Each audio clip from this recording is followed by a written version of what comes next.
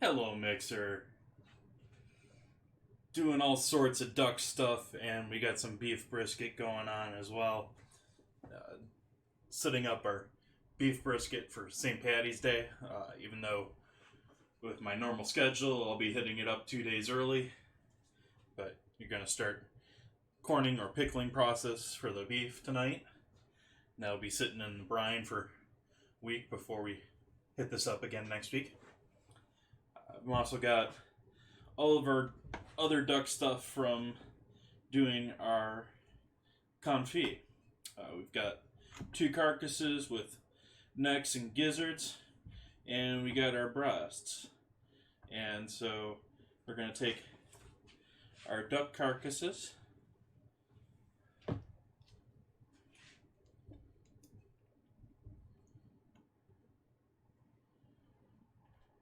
I've got my oven on at 400 degrees already.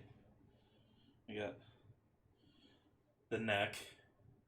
I know that probably evokes the look of something else, but the other neck, again, that one's even a little bit longer.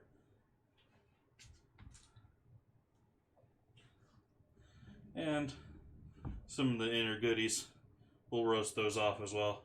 They'll give us some good flavor too.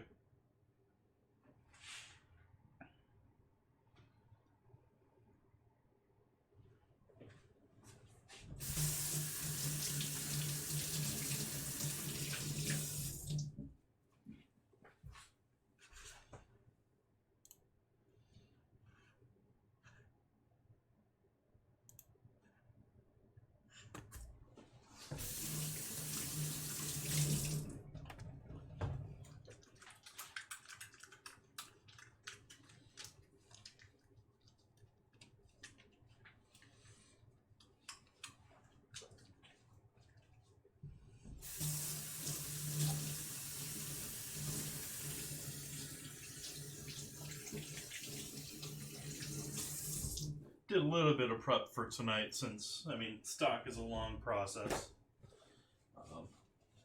So we want to give ourselves a few cheating elements here. Among those, I've got water already going back here and a pot. Oh, let's give you a full look here. Oops.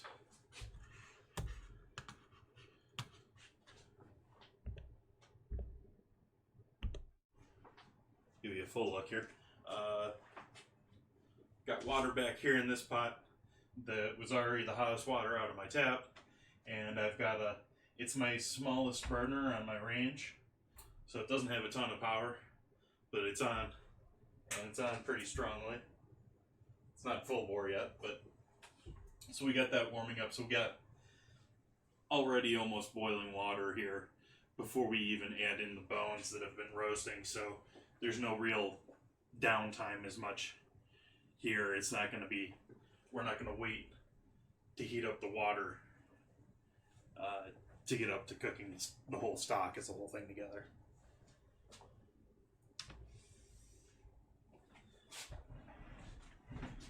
And so we'll salt our bones using our cheaper salt. Just a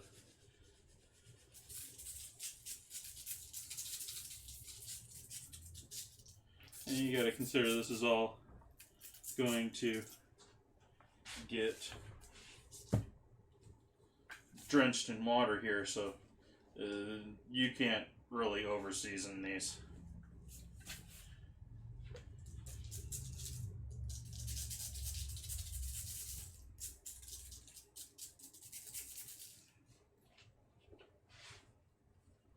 Again,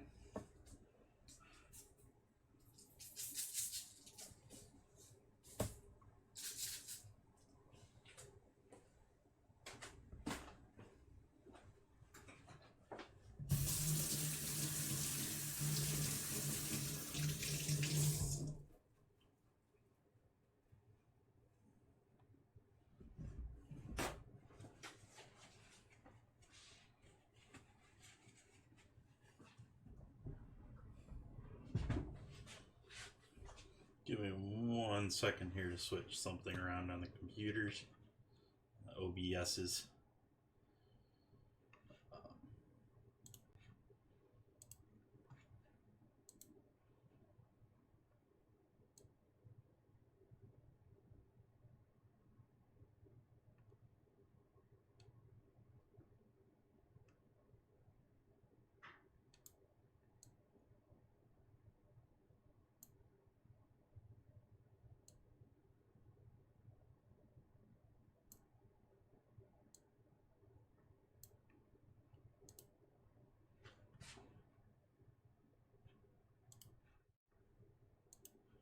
There we go. Had the zoom screwed up on the, or over here, section down here.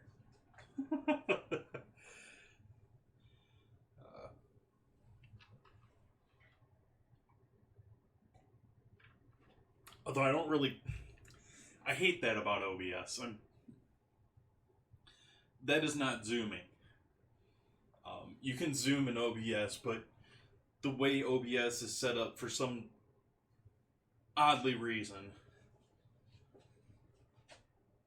you can't change the zoom or perspective. I mean, you can't pan or tilt or any of that, any of your other sources. And you can only have one video source. And I'm sure it probably has to do with drivers and a bunch of other stuff, but it's so annoying. OBS is great and so horrible at the same time.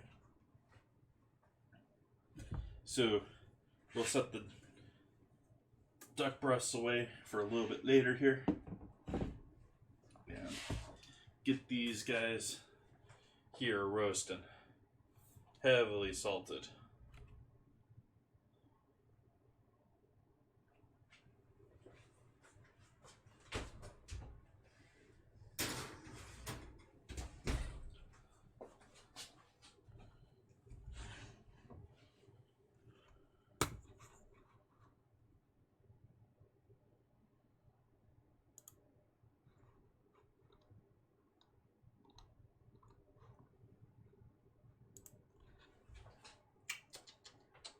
So we're going to get the brine going for this, or at least started, because we're going to start by heating up the brine so that we can melt in some sugar and melt in some salt and get the spices all nice and warm and happy together there.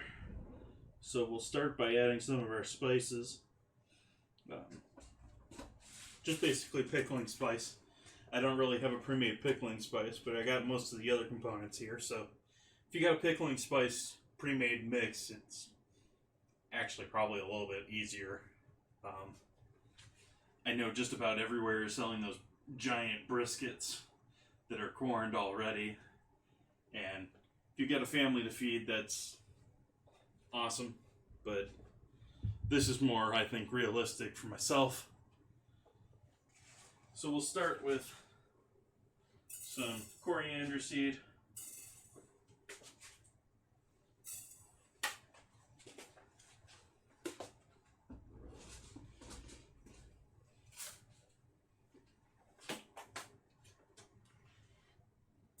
A little bit of caraway, little bit.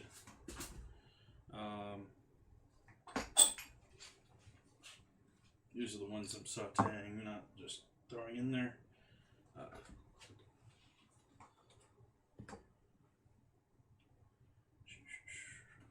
What all do they have in here? That must be some black peppercorns, of course.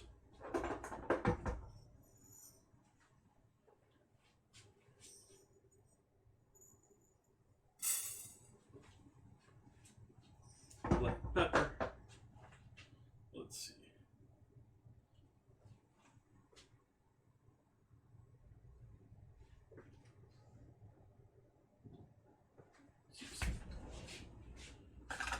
Quarter cup measure here. And again, using just basic salt.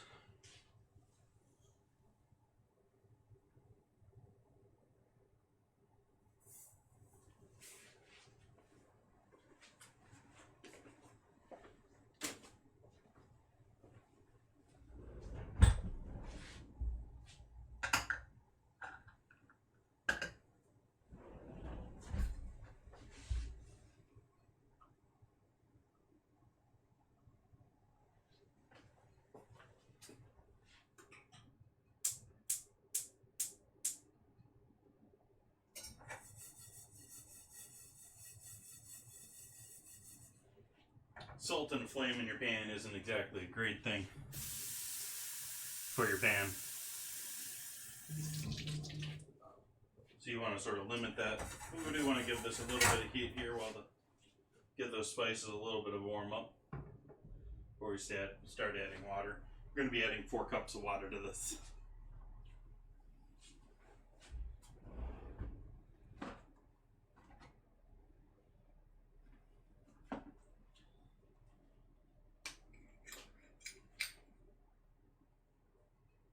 Sort of wishing I had a couple allspice berries, but a couple of cloves in there, 2.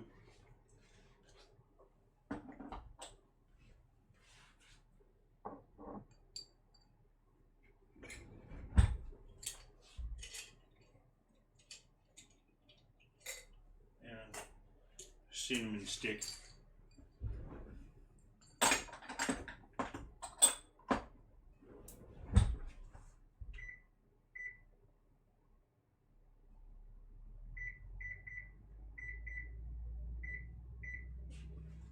Forgot to set a timer for the phones and all that, and so I set that for 35 minutes, which we're looking for about 40 minutes to get a good roast on everything.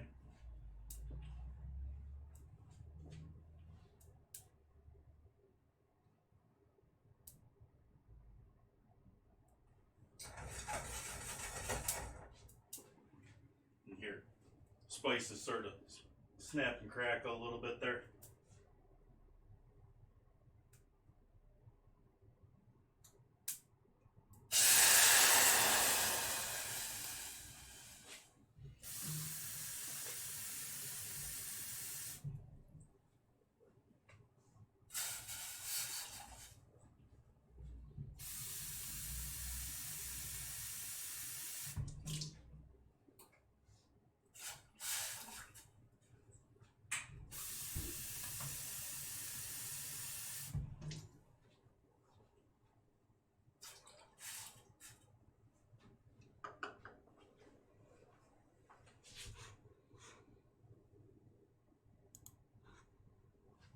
Hey, wizard.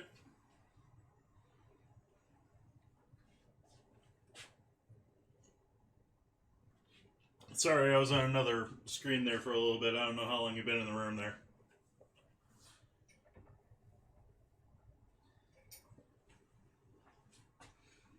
We got my brisket for St. Patty's Day. Just about a pound. Actually worked out pretty well. I asked them to... They had nothing but huge pieces in the butcher case, and I asked them to cut one of them in half.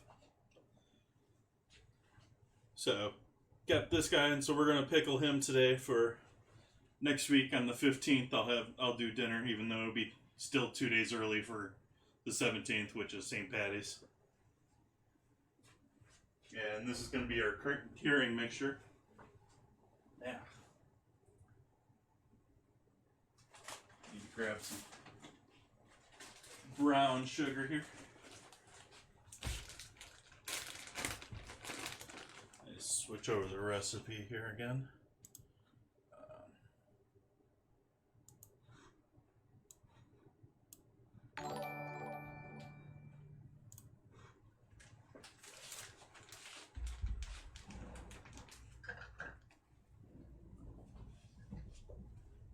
This is a little bit heavy on the sugar, but I'm going to do a 1/4 cup of brown sugar.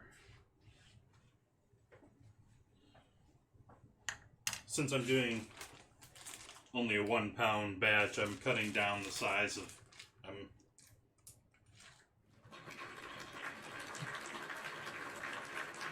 Thank you for the follow, Mystic.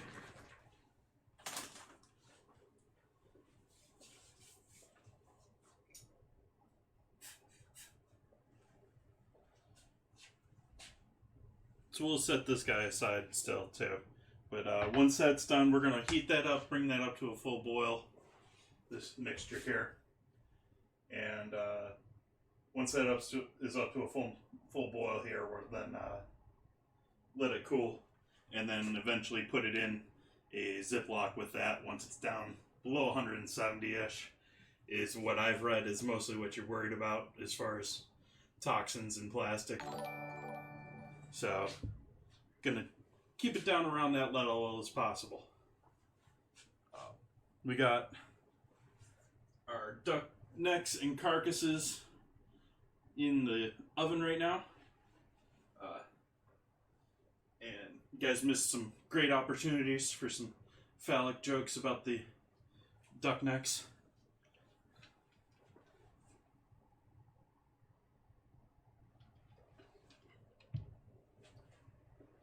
Guess we can get some veggies cut going here while we're waiting.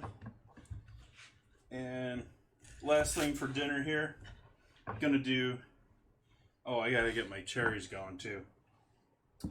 We've got duck breasts here that are left over from the 2 ducks that I butchered the last stream. And going to combine those with a pan sauce made from dried cherries and Pinot Noir. So,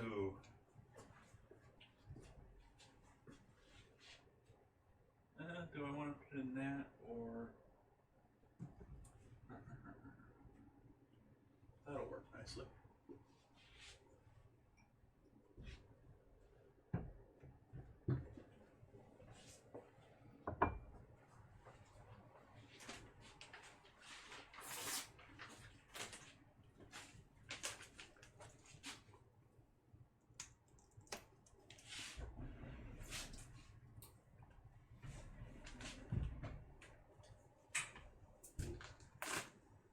Oh, come on, open package.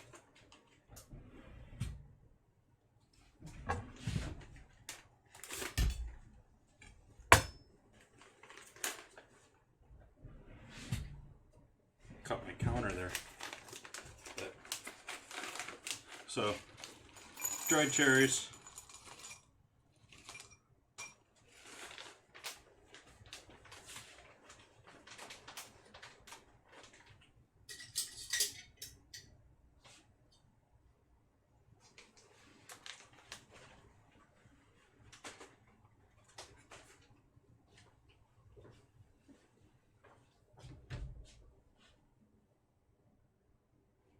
Thank you for the host, Mystic.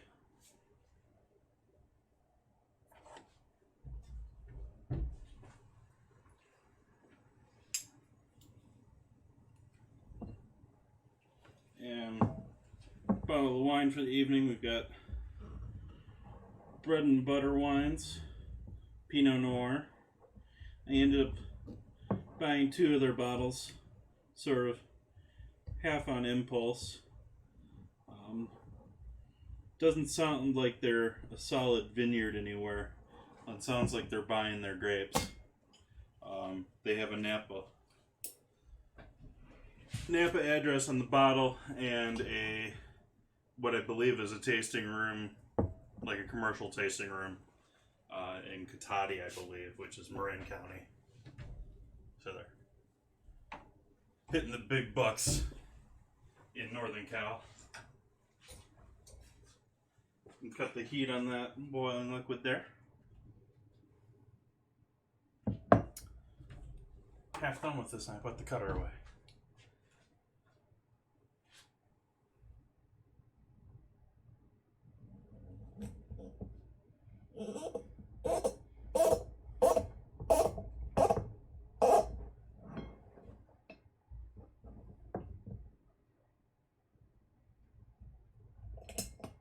Interesting cork design there.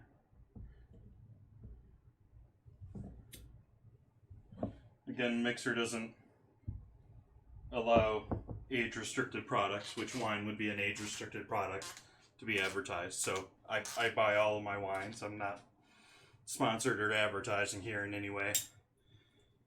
In fact, I sort of don't expect this to be a wonderful wine. That's why I'm sort of cooking with it.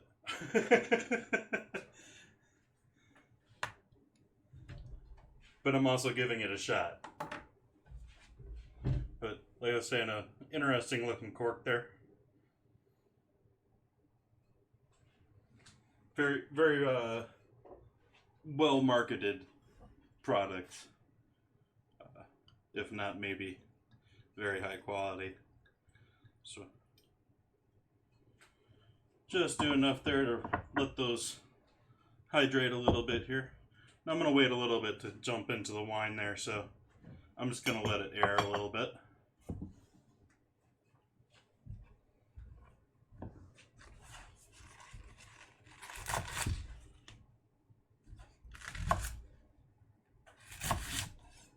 Make sure and get all that dirt in between the individual layers of our leeks out there.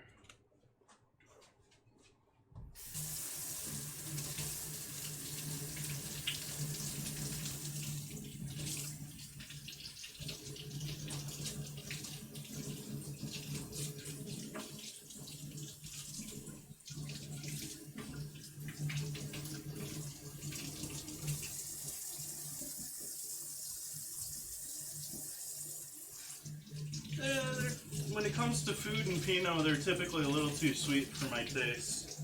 But I think if you've been watching me at this point, you know that I'm much more of a leather spice, barnyard, heavy zin, sort of know you're drinking something stuff.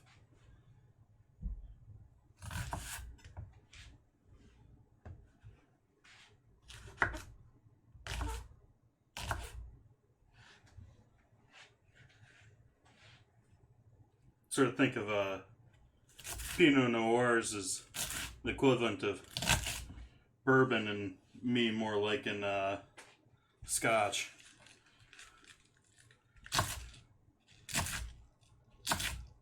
A nice smoky, peaty Scotch.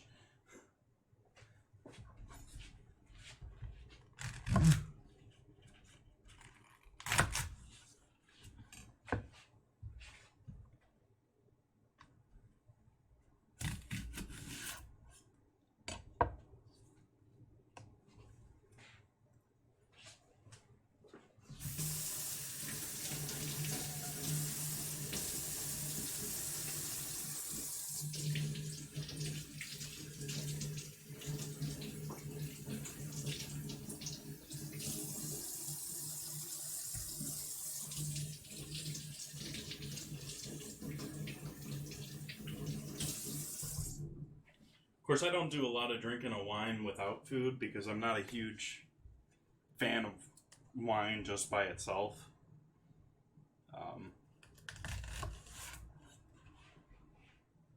Which is sort of funny because half the time I'll drink half the bottle before I finish dinner, but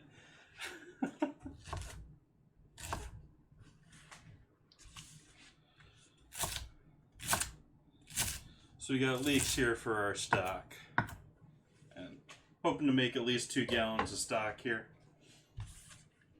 Don't get a chance to make duck stock very often, but considering my options for duck, this was my cheapest option here. I've spent about $30 on the two chickens, the 2 ducks, and so we've got 4 duck breasts out of that. I've got this duck stock that'll be great for a soup or broth, or maybe I'll do a egg drop soup here in the near future.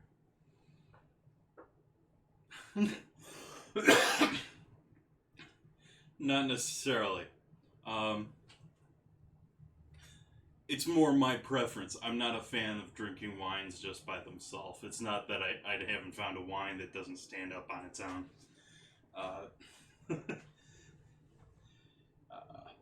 Sidetracked here. Okay, so out of those 2 ducks for about $30, which is pricey, but it's not outrageous.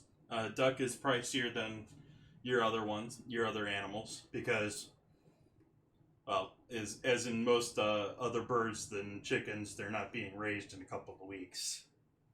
It takes majority of a year. And in the case of turkeys, I don't know for sure with ducks. I should probably research this a little bit more. But I know in case of turkeys, in most cases, they're growing once a year and harvesting once a year just before Thanksgiving. And so, regardless of what time of year you're buying that turkey, it most likely was killed around Thanksgiving. But that's entirely different thing. Uh,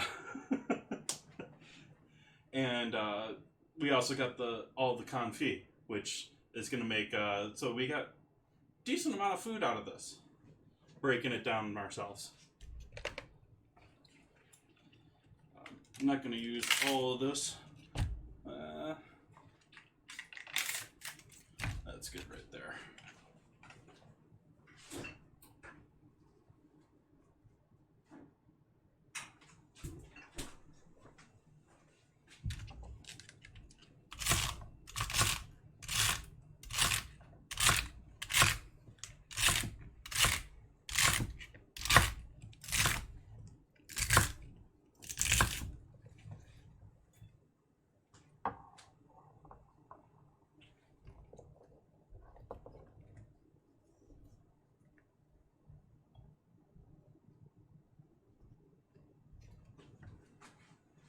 Yeah, I like fennel in my stock. I don't like a ton of it.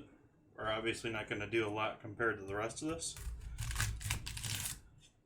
It is leaving me with a bit of fennel here that I'm going to have to do something with here. So maybe we'll do braised fennel here soon as a side or something along that line.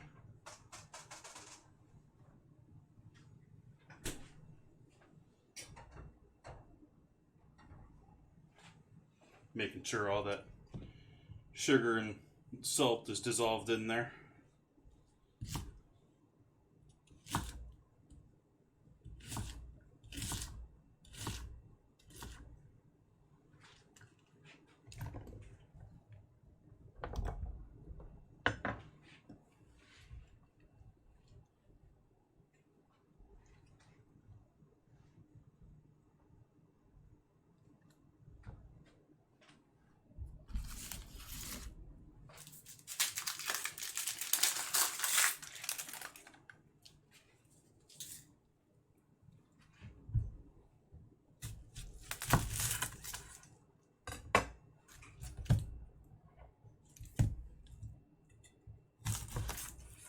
Not afraid of onion peels when it comes to my stocks. I think of them as just dried onion and lots of flavor, and they give great coloring to your stocks as well. Especially I normally buy red onions, but yellow ones have been looking better lately, and I've got a couple of sweet onions there that I had bought for a different project that I haven't used yet. And parsnips are gonna, yeah, we can throw one of these parsnips in there, right?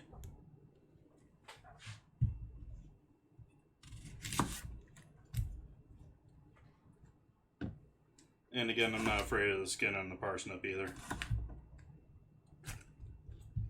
This is all getting strained.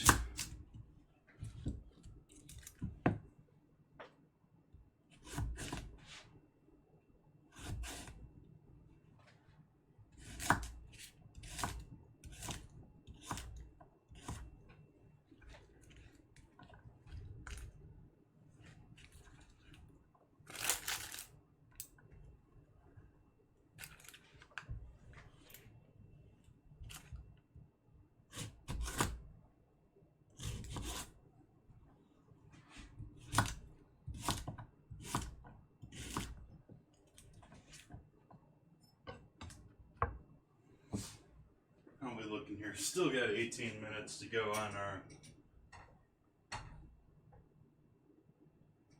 roasting.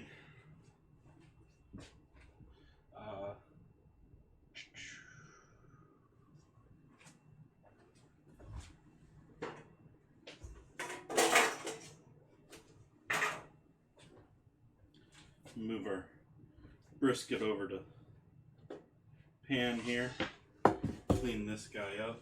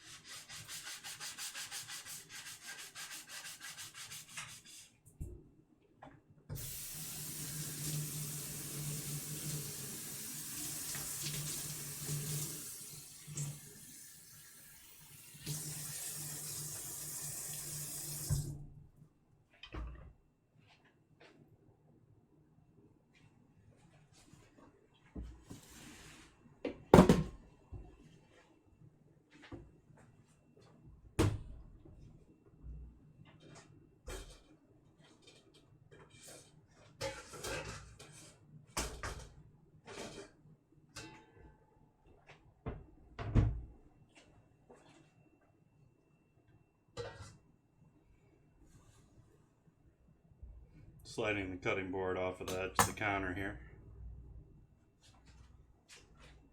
so that it's easier to sweep all this into the bowl.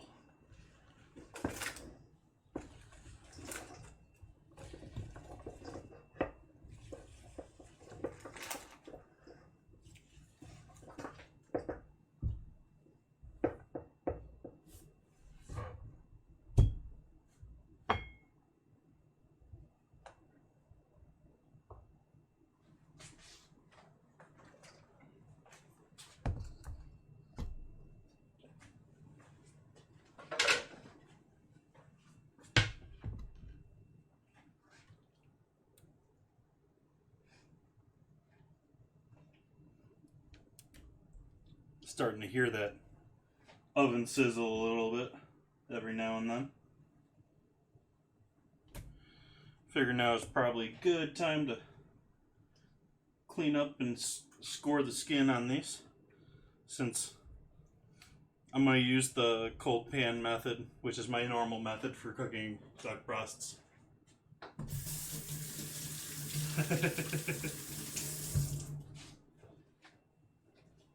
Which is, you start with the cold pan, you start with room temperature to cold duck.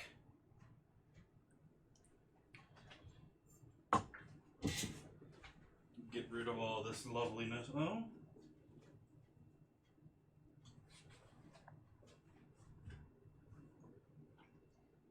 Sorry for bumping the camera there.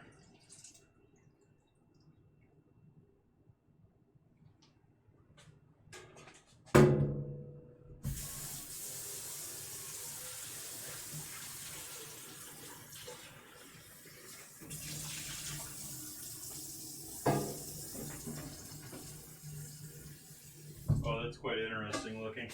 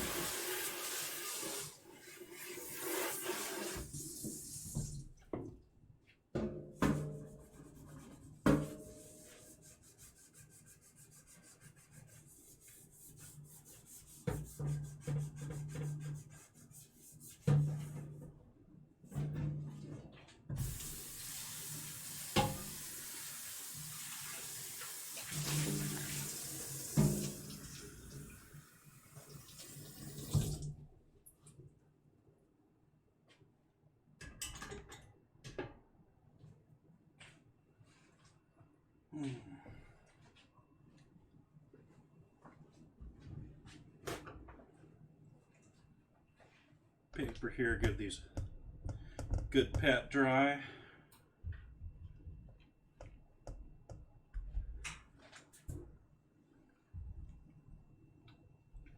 This is a great example why we get these recalls of 500,000 pounds of stuff at once. What I'm doing here with this towel.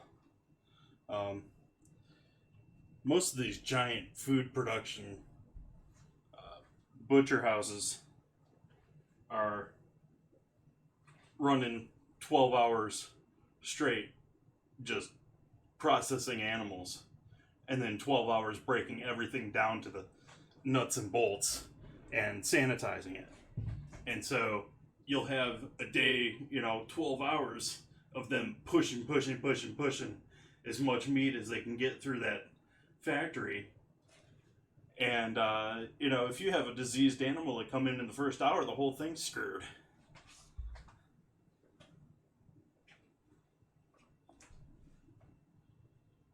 So, that's the problem with big meat. I love ranchers. I rail on big meat a lot, but it's not the ranchers I have any problem with.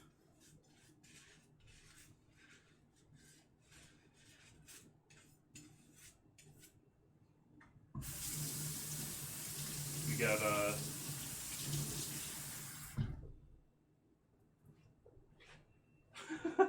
bacteria beltways.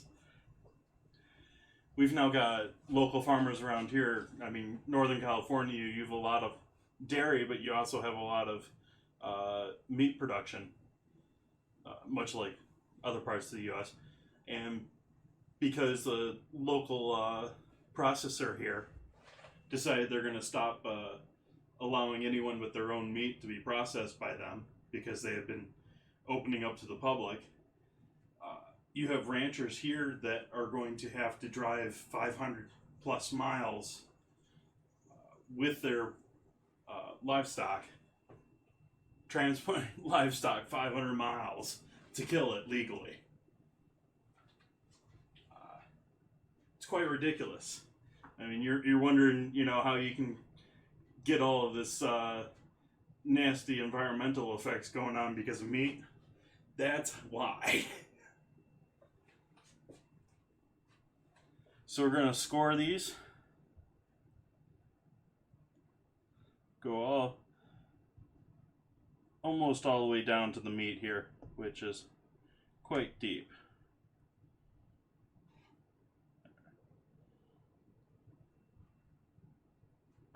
Lots of fat on these guys.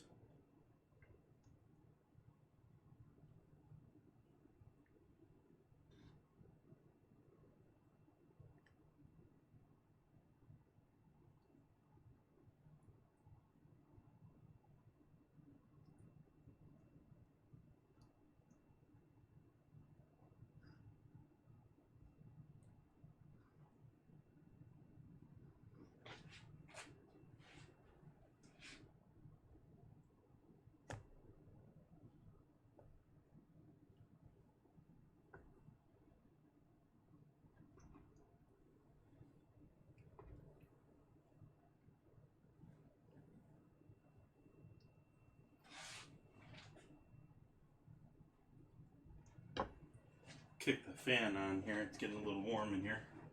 The oven on.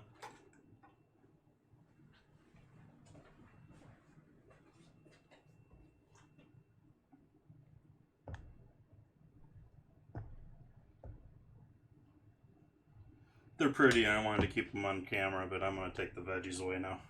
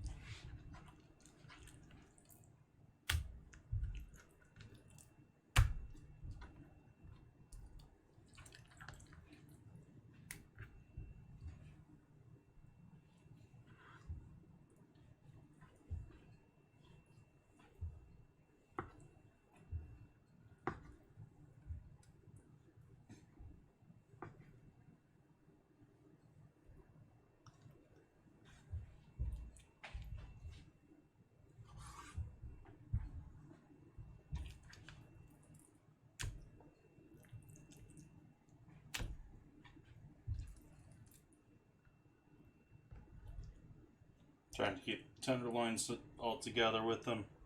All that good stuff.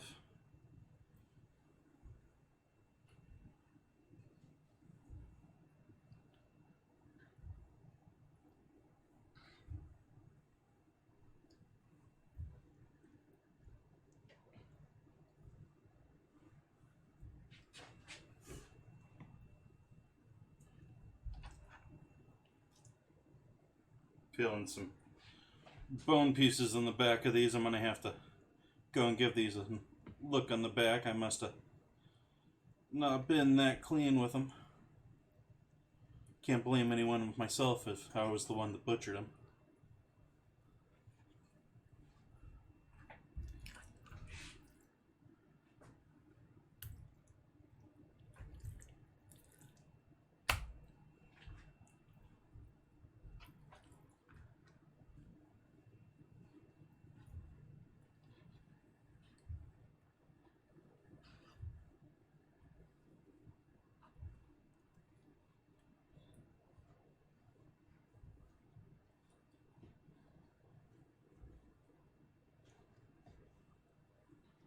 that's not even counting getting back into talking about industrial meat. That's not even getting into how a lot of these CAFOs are run, where they're sitting around for 6 weeks getting fattened up on the cheapest corn available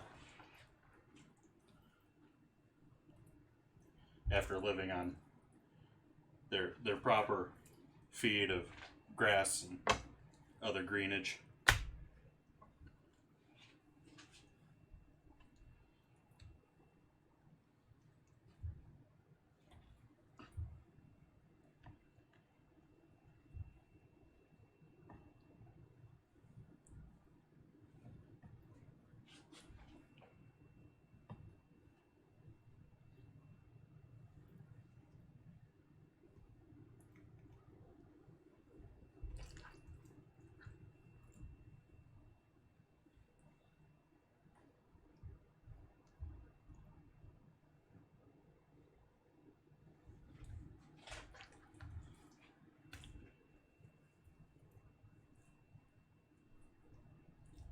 Well, that's looking alright. You see how much extra fat these guys got? There's going to be a ton of fat in this pan rendered out when we're done.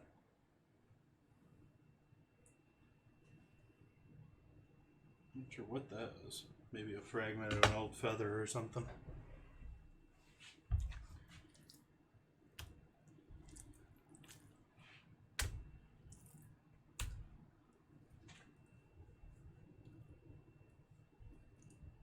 I'm just feeling for any bone fragments, any feather things, any nastiness. It just doesn't feel like it fits in or anything. There's a small little bit of bone right there. That little guy right there.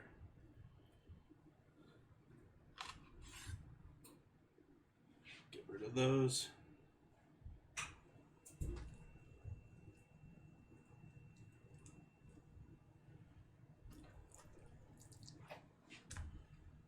Like most other birds, including our chickens, got a wonderful little silver skin going straight through the tenderloin of this thing.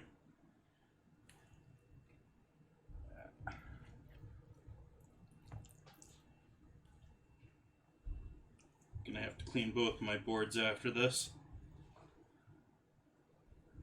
Not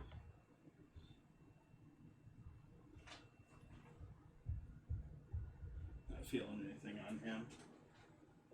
It's nothing important.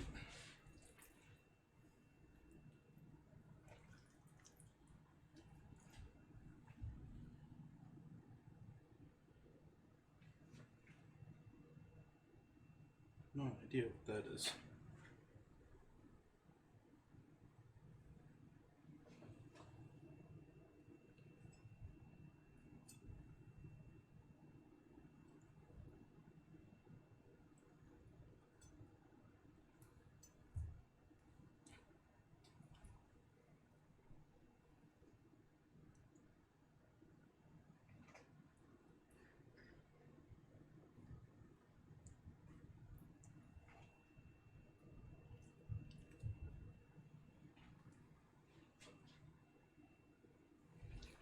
Okay. So those are ready for later.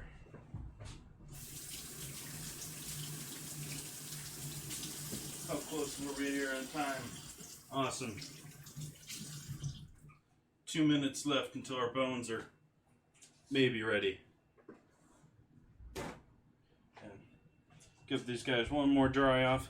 We want this skin to be as dry as possible when we go to throw it in the pan. So I'll take each of these, flip them to the skin side top, and dry them, and I'll probably even dry them once more before I season them and then put them in the pan. But we're gonna continue to let these guys warm up to room temp here.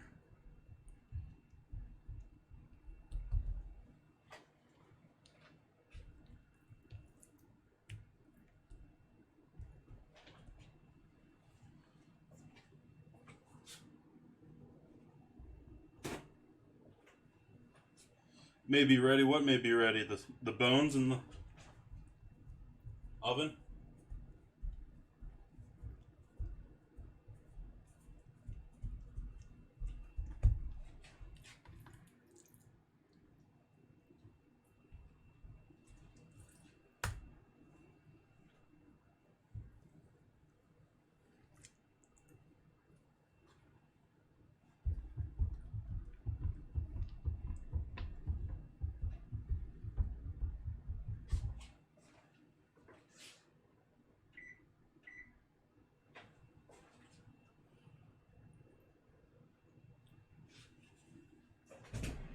Wash my hands.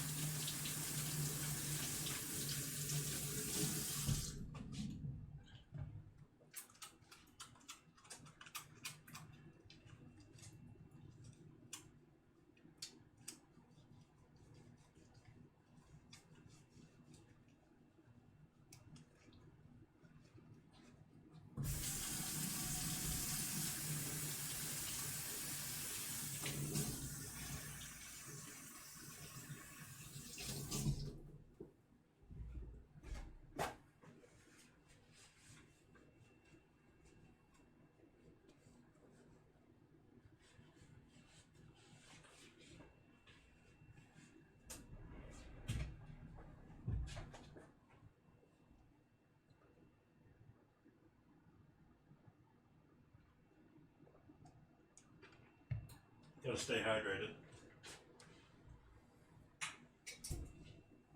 Let's pull this guy aside.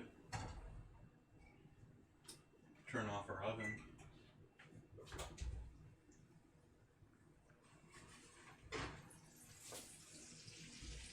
Those are looking okay.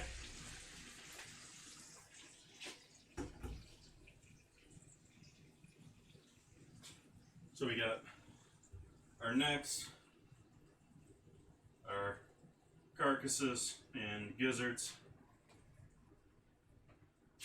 I'll let those chill out for just 1 minute right there.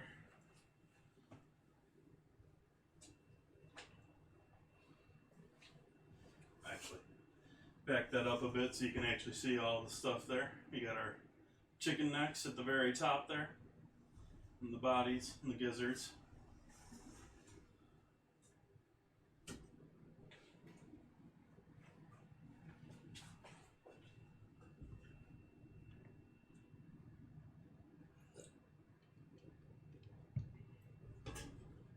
The neck sort of reminded me of gooey ducks.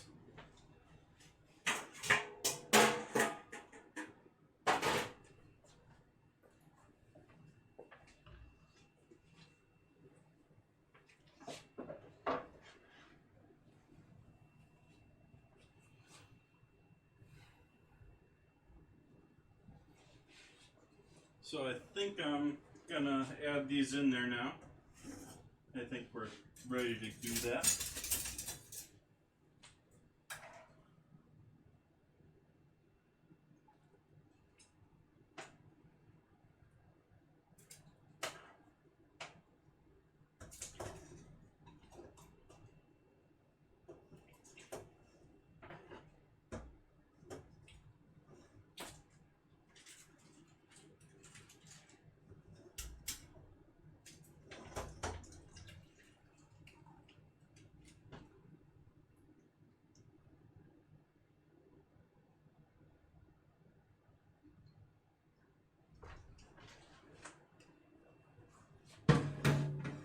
Breaking one of my normal rules for stock there. I normally don't throw the fat in there, but this is going to be so fatty even still that I'm going to have to probably pull quite a bit of fat off of this.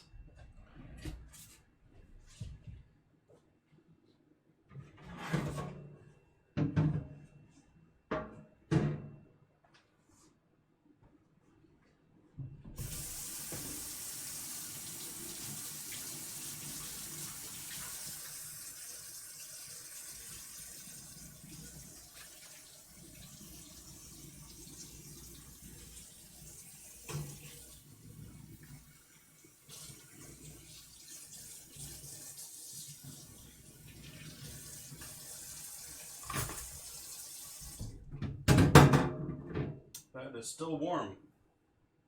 Not quite burned in your hand warm, but that was more warm than I wanted to grab. Add our veggies in with our stock as well.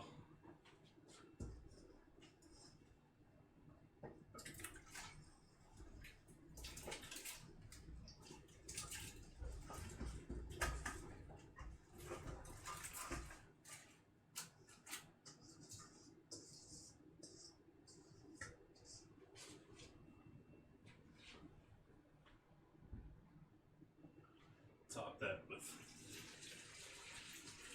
a bit more water here. And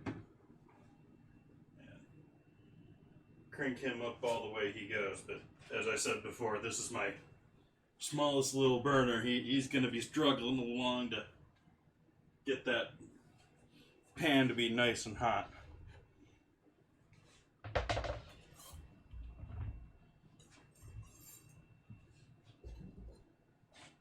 Switching back to our brisket. Grab myself a Ziploc here. Haven't been happy with this most recent batch of Ziplocs.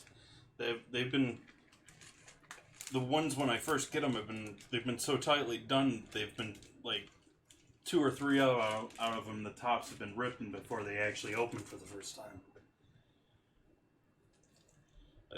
I should salt that.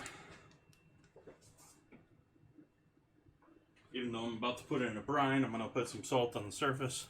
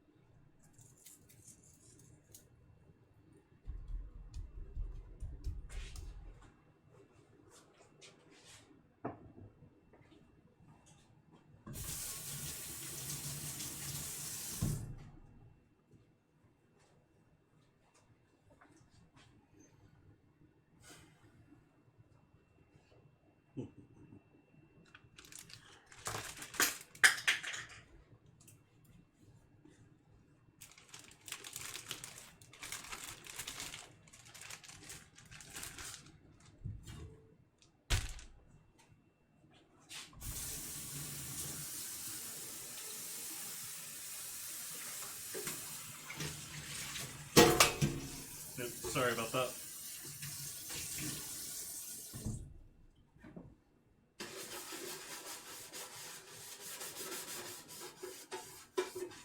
Gaming headphones and kitchen streams probably don't match too well, at least in my case where I'm banging pots and pans, because it's amazing how different in volume it seems from what's recorded and in real life. I mean, you bang a pan on the sink a little bit and it doesn't seem like much to me, but I look over at OBS and it's redlining.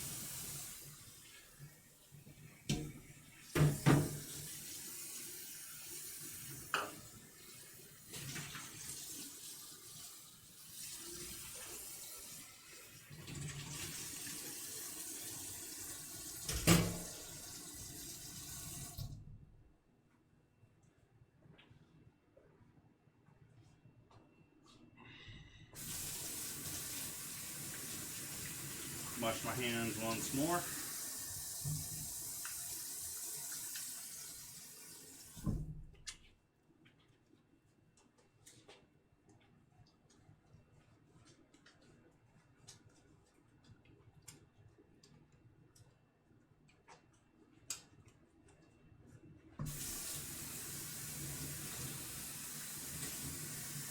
That still probably wasn't 20 seconds.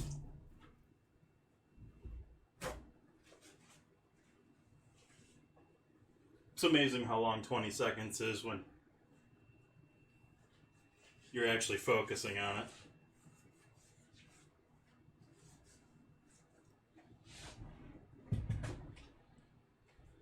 Okay, let's see how warm this is. It's cool enough to touch, that's probably under 100. or maybe 100. There we go. Not too bad there. 109.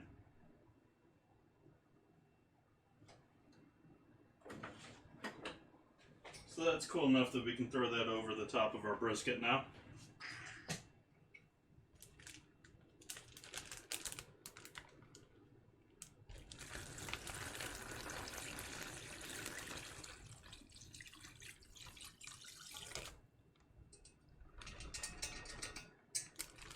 Whoa! Damn it.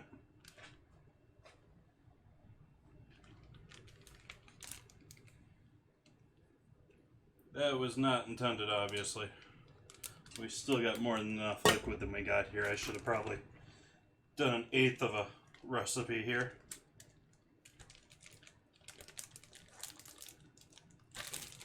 Let's do this using water here. I'll clean up my mess here in a moment.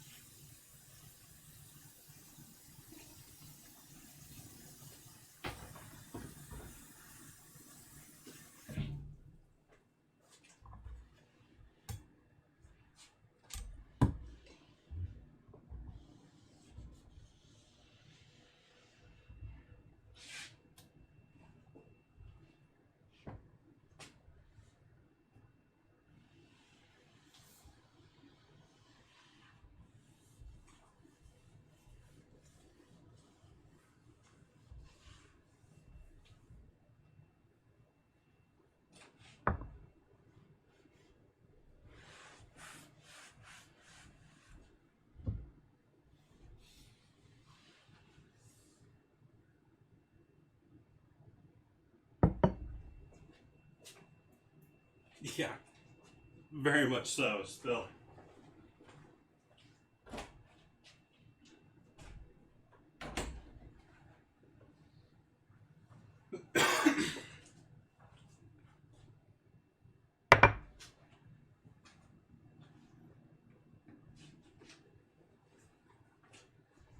This guy's got duck juice all over him.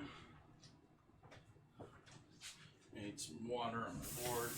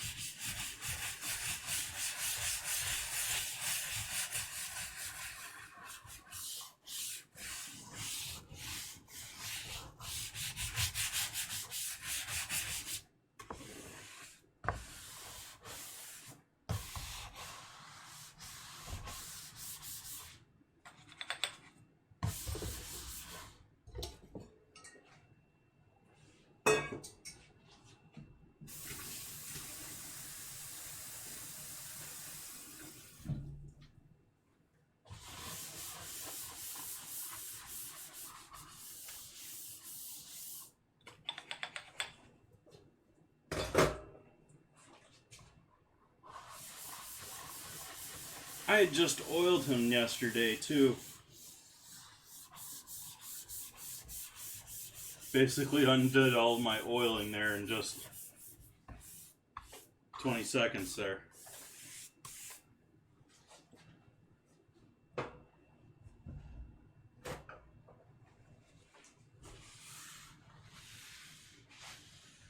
Why, did you have a cutting board mishap that I missed this morning when you were streaming?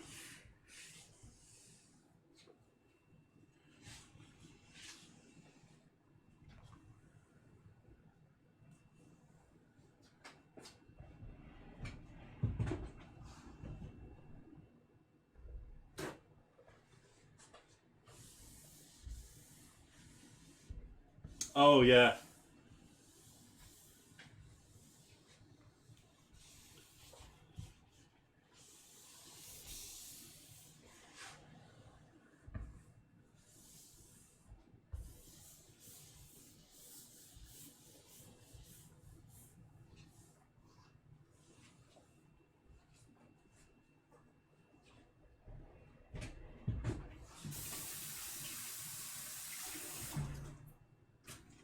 So, get back to squeezing all the air here out of our bag with the brisket and brine in it.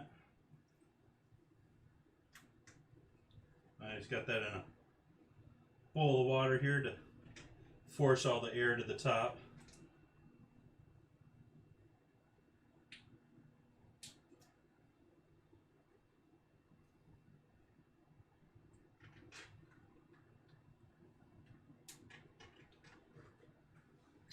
Go.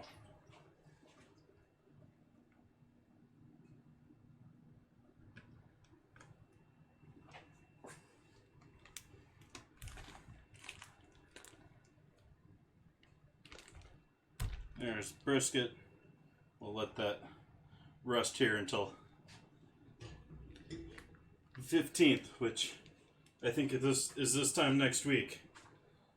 We'll come back to this.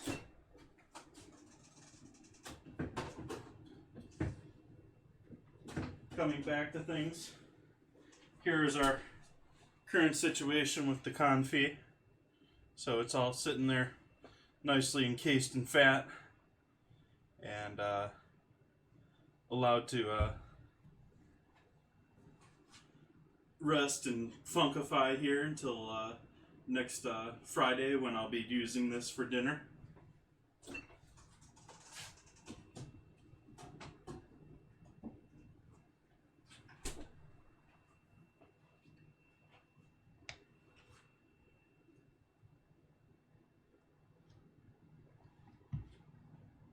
I actually think I'm gonna boil my parsnips tonight. I was thinking of roasting them, but I'm sweating like mad. I don't need that oven still going.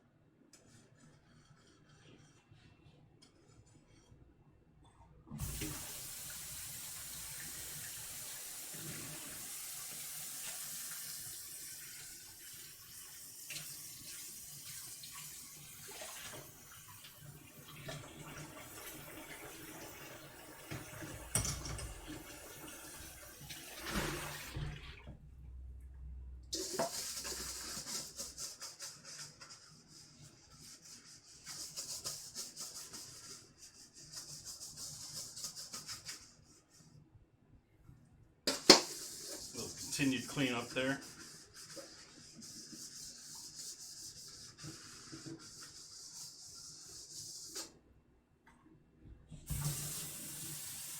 Making sure not to spill in the duck there.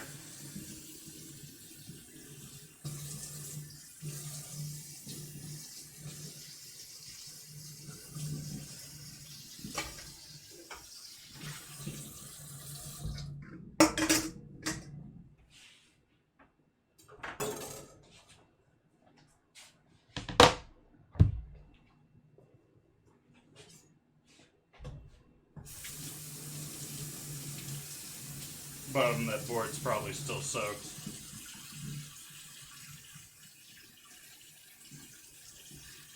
I of course think of that after I throw it over onto the clean counter.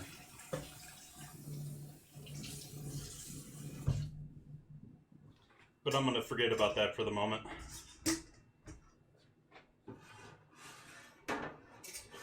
guys for later. Let's go back, just used him for water.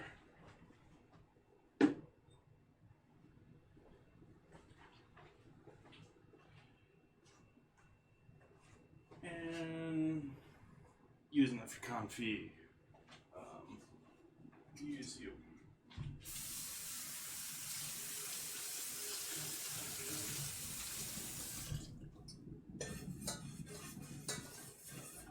Starting work on our parsnip here next. Which, not doing a sweet parsnip. Parsnip does work great as far as a sweet puree. But this evening we're going to be doing a garlic and horseradish cream parsnip puree to go along with our Pinot Noir cherry pan sauce with our duck. Almost put my pan on the cutting board. Never put your pan on a cutting board. Always horrible for your cutting boards.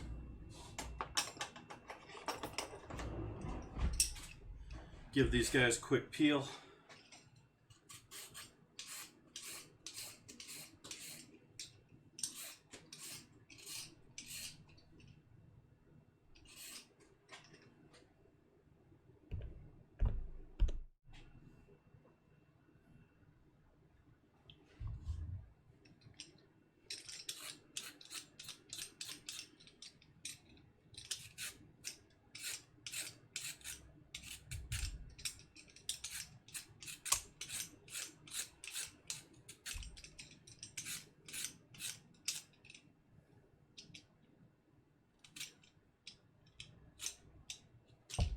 We'll skip that.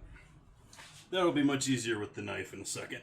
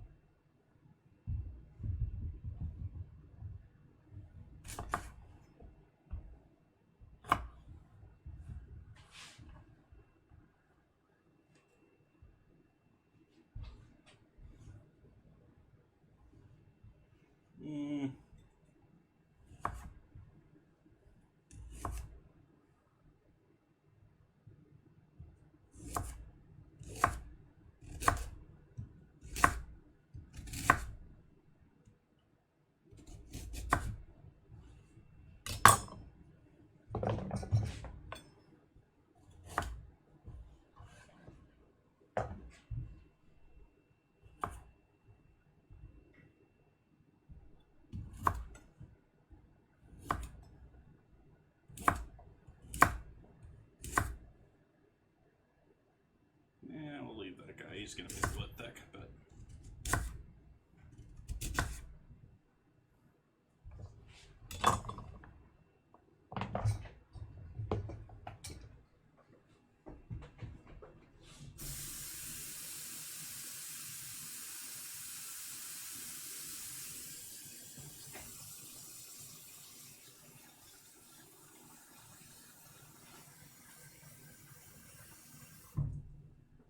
water to cover and a little bit there. And off onto the side here. Put that on a nice full burn.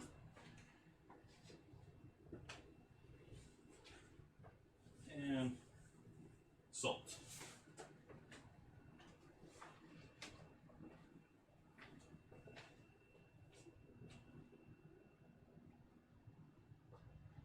Give me one moment, I'll be right back.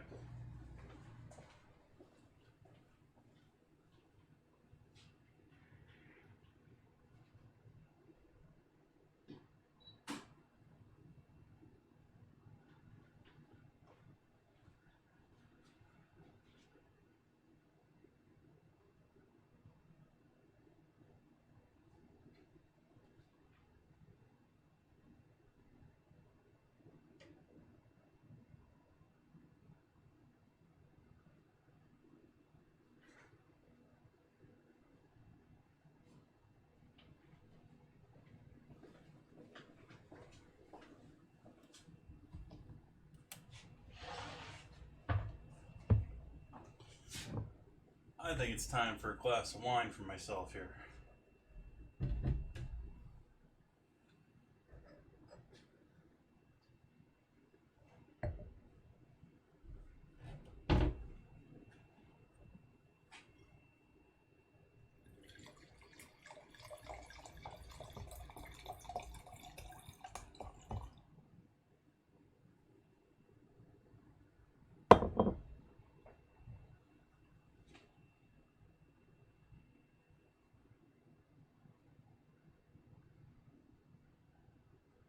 Not getting a whole ton on the nose here.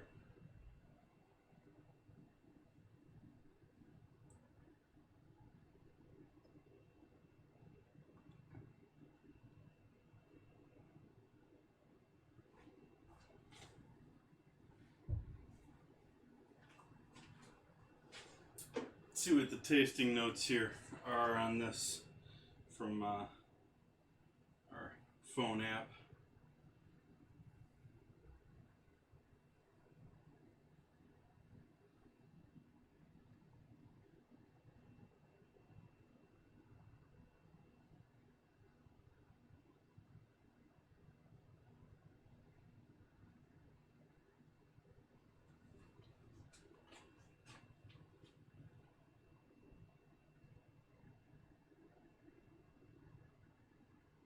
I am actually getting a little bit of smoke on this, actually.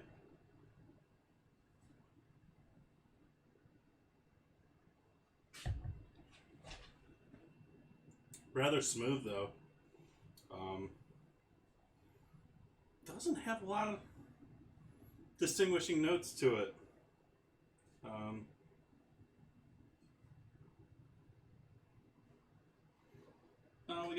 We got smoke earthy leather as far as the tasting notes. The primary note is vanilla, which maybe that'll come out here in a little bit as it continues to open up. And then red fruit, which is just wine, but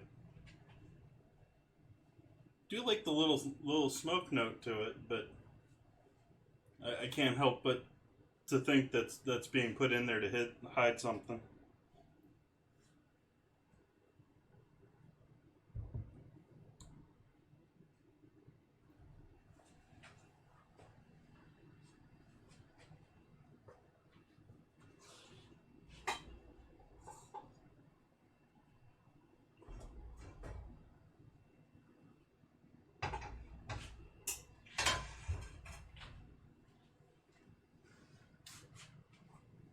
Dry our duck off one last time here. And so the cold pan method also does take a bit more time here because we're starting with a cold pan. So instead of a 5-minute hot saute, this is more of a 30-minute slow render up to medium temp.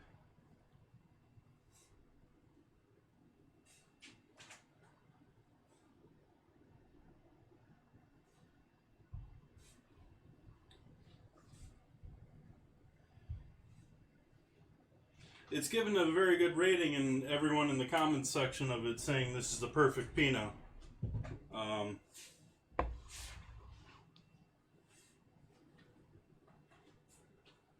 So this pan is not even on right now. It's a little bit warm to the touch, not hot at all, but it's a little warm to the touch.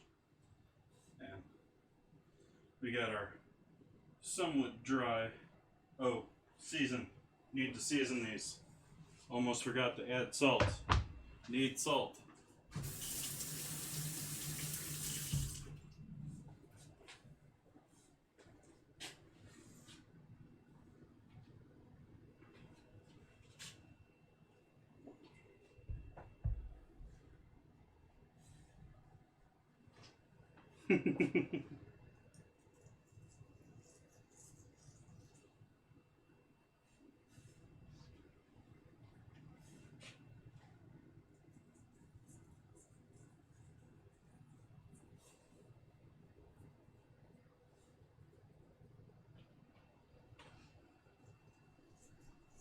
as with most meats, I generally treat meats on the outside with salt as much as the skin will hold. So, quite a bit of salt here.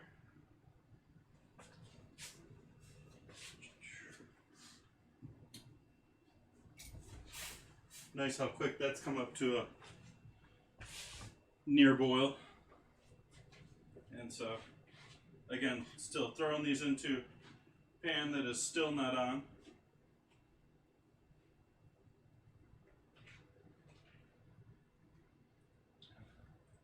This might be overcrowding the pan a bit here, but they're obviously going to be much smaller here once that fat all breaks down.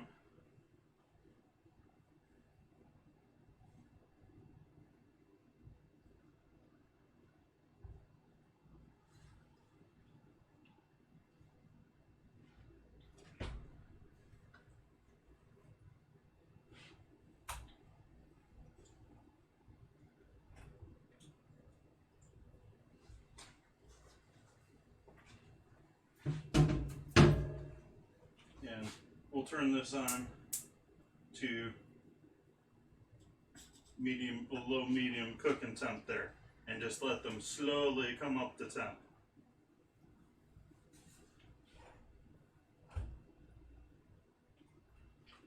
Gonna have to turn this pan with the. Actually, that's what I should do here. I'm gonna switch these two. It's not gonna give you guys as good of a view on what's going on here, especially if I don't make the oven the stove the priority view, but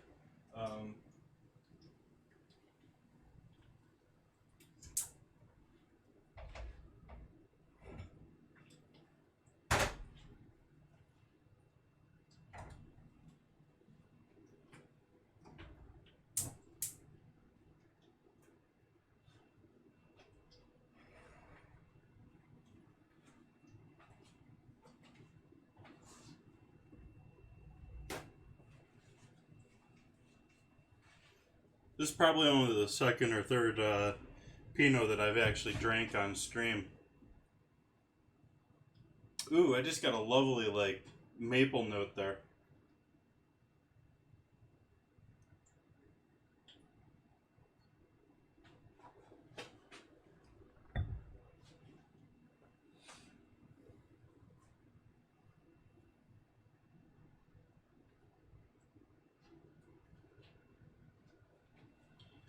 So we'll chop up a little garlic here now with the parsnips.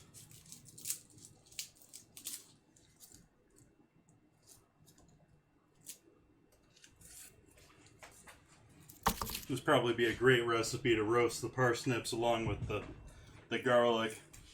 But again, like I said, I just didn't want to have the oven on again.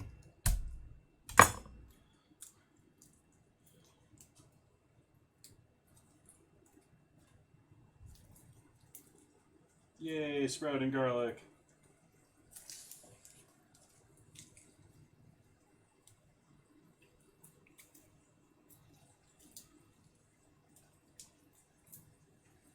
Big sprout energy.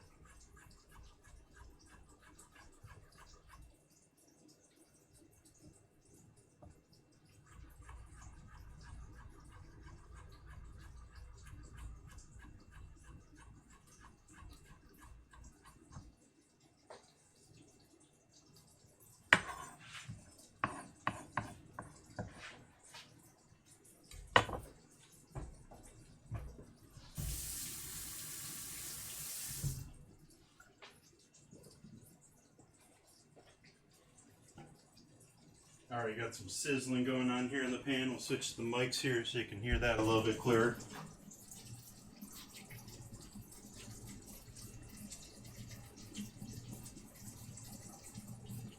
Now that vanilla's coming out, it went from smoky nothing to mapley smoky to vanilla smoke. And really strong vanilla now too.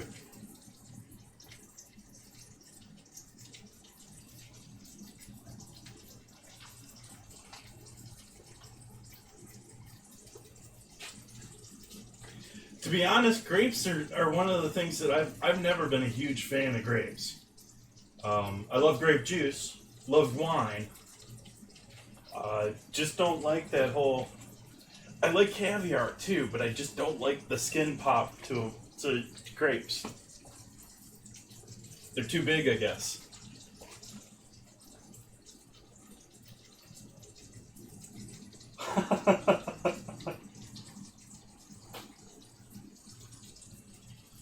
I'm not smelling it.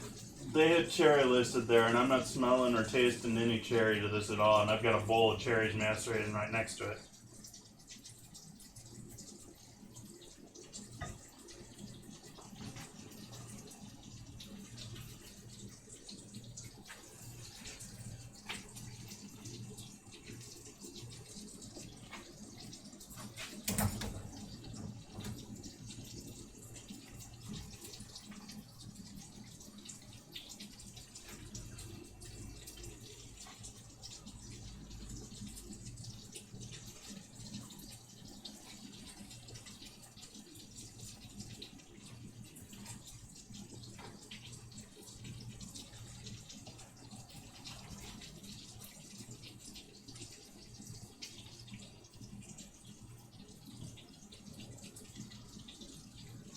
So we need garlic for that. We need garlic for, so we'll use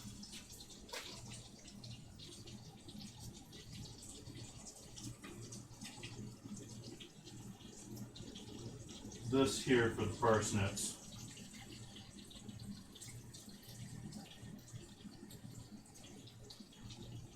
Which I'll saute up once the parsnips are done cooking, which the outsides are looking like they're done, but I doubt the insides are cooked through at this point.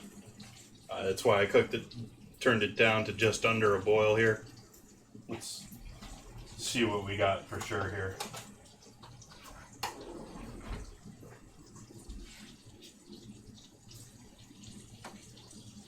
Yeah, it's falling off the knife, but it isn't still. That's not there. Yeah, that's not there yet.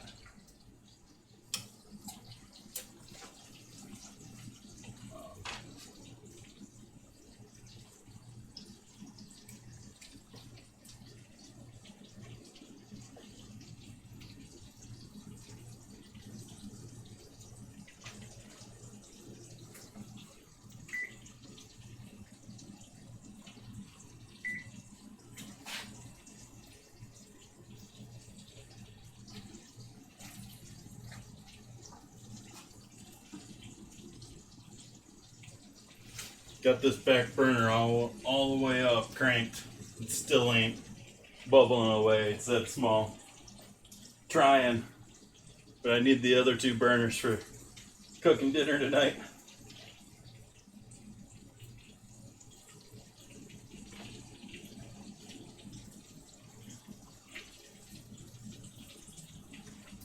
This goes with the parsnips. This is going to go with our pan sauce with the cherries. Need a little bit of onion with that too.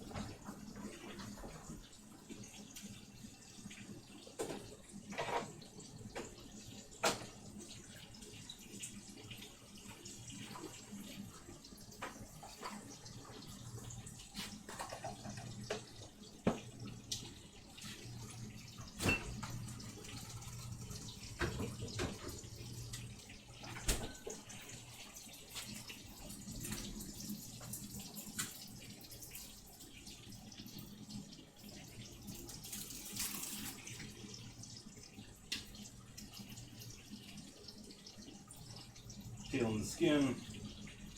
If it'll peel for me. Come on. Let's go. There we go.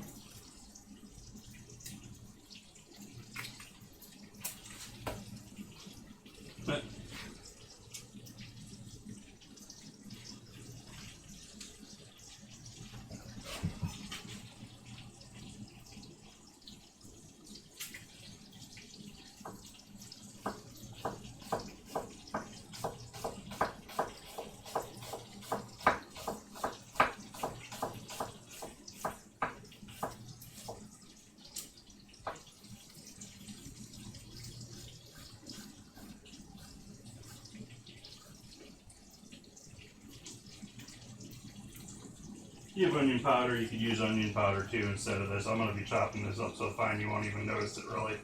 Well, actually, we're going to be blending the sauce real quick to get those cherries all blended up. But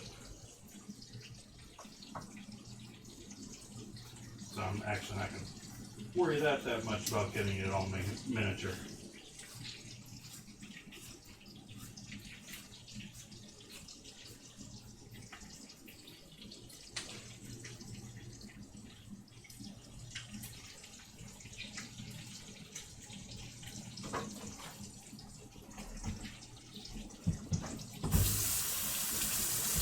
I wouldn't say that it has lung cancer that's that smoky.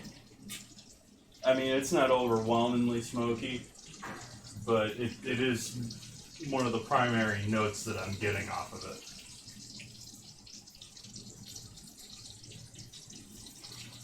I mean, I've had wines and other products where it's so smoky you don't even want to drink it, and it's certainly not that.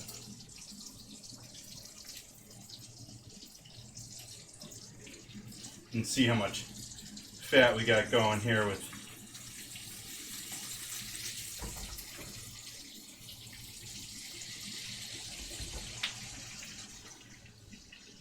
those guys. Separate them in the pan here now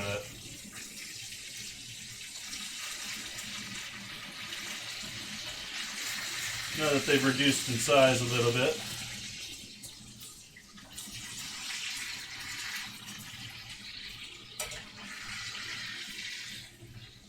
You have to be careful with that much boiling oil.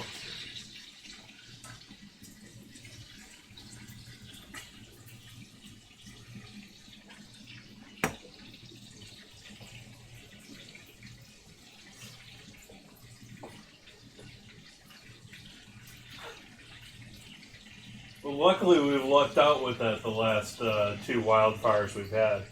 That is an issue that you can have with wines. It will.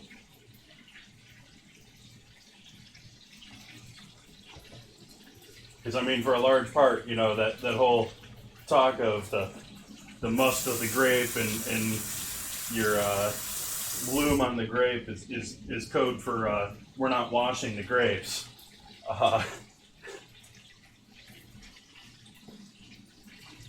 Considering it's fermented, you don't have to worry about that too much. But when it comes to wildfires, you then get it's less actually the smoke; it's the particulate that's in the smoke or the micro ash that then coats all of the fruit.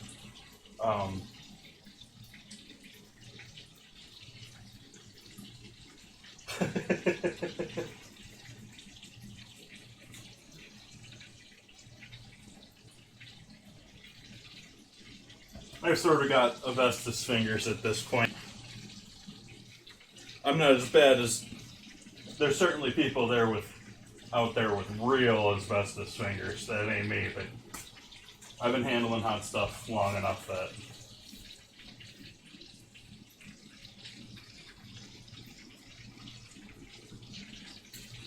it's really fun when you got something that's too hot in your hand and you've just spent the last 3 hours making it.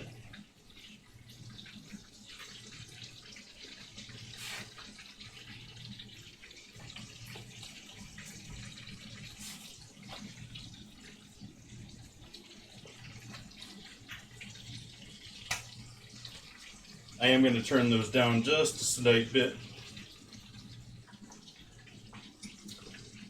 And And I'm thinking these are probably close enough to done here that I can shut them off and allow them to steam off to the side here.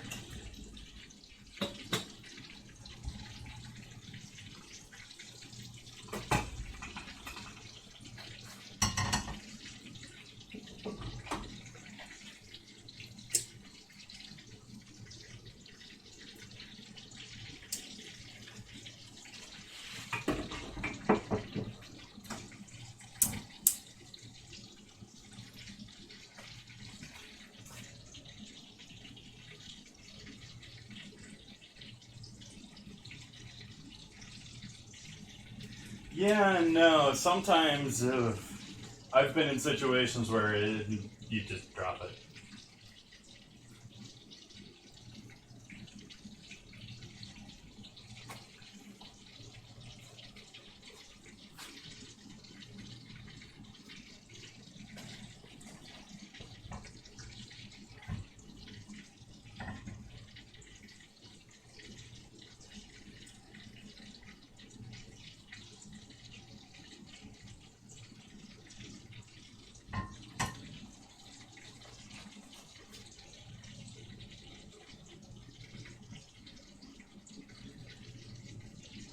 Yeah, I'm too forgetful to not repeat some mistakes.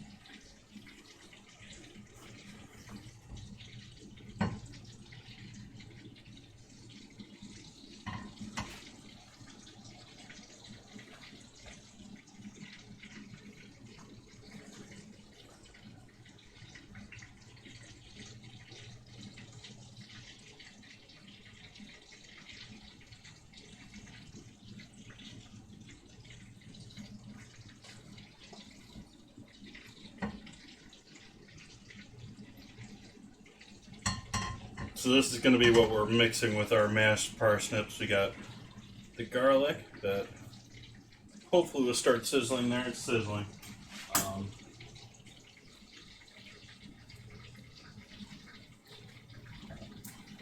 We're going to mix that once that's cooked with a little butter, a little horseradish cream, and a little half and half.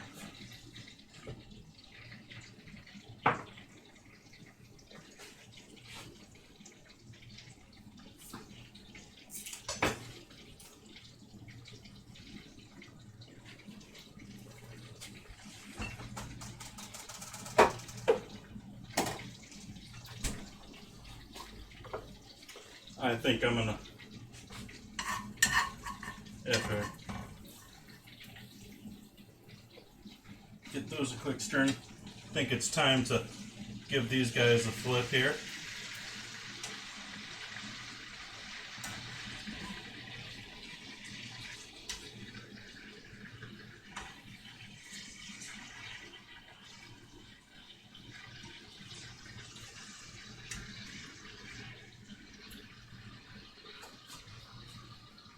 I don't know, that's not quite looking done there. I think I'm going to flip those guys back over.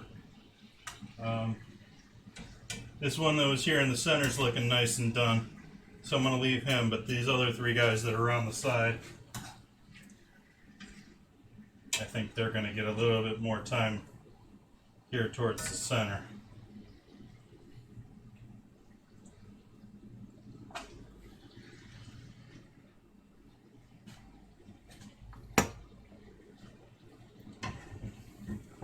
Got our garlic looking nice there. So we'll cut our heat on that. Add the butter in.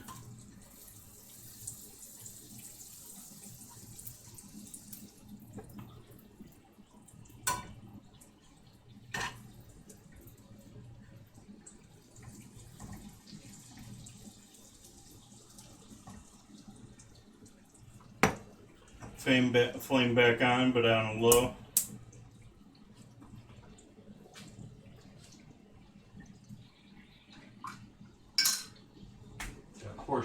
cream.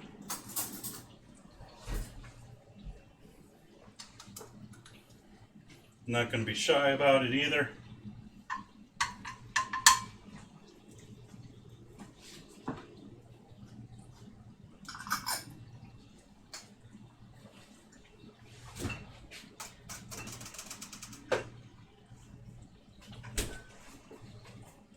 And lastly, a little bit of half and half.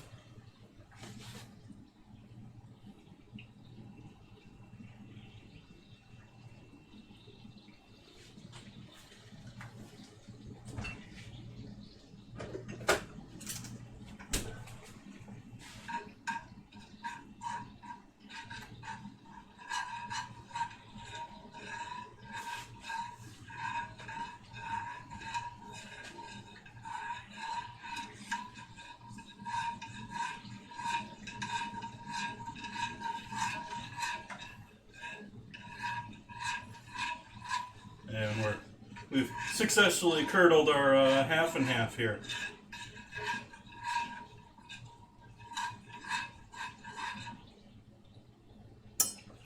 Which, in the ultimate scheme of things, won't matter too much, but it doesn't exactly look pretty right now.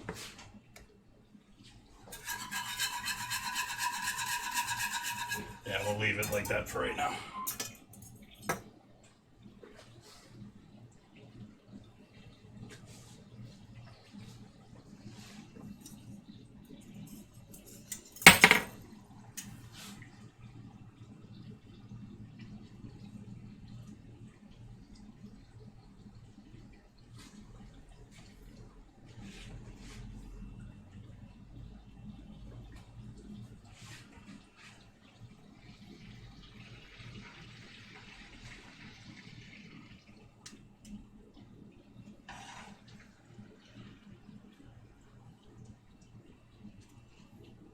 Sort of amazed how all of this can all be under that same oil, and this is still looking like it ain't cooked.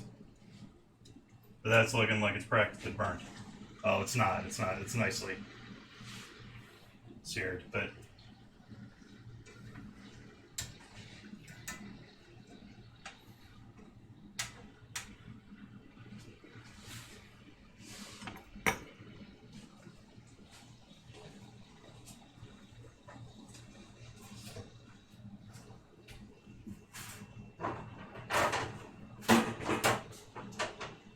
more rack pan time.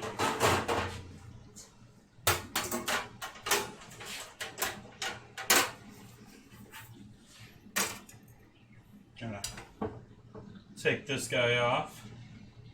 The one that's seen the most heat apparently, because it's cooked considerably faster than the other three. And I'm going to turn the oven back on, but at a low temp just to hold.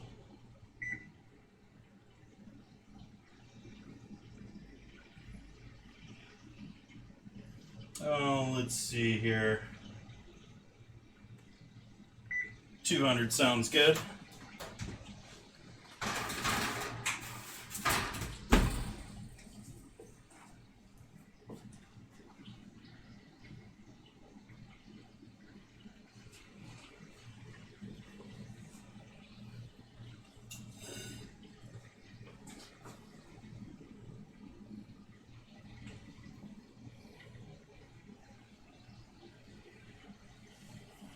Just checking I actually have a flame under that stock.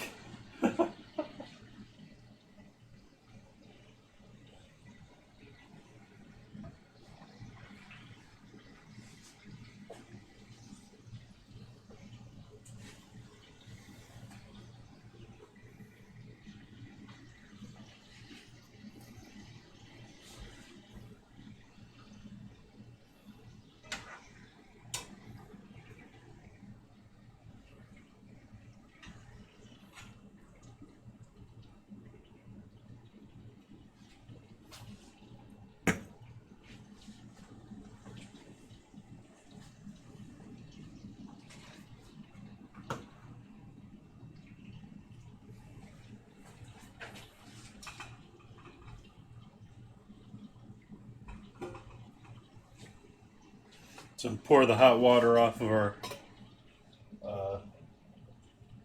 parsnips.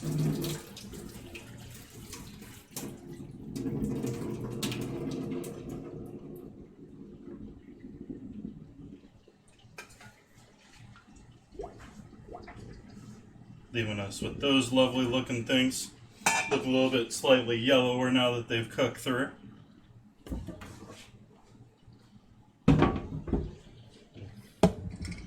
Pull out our blender.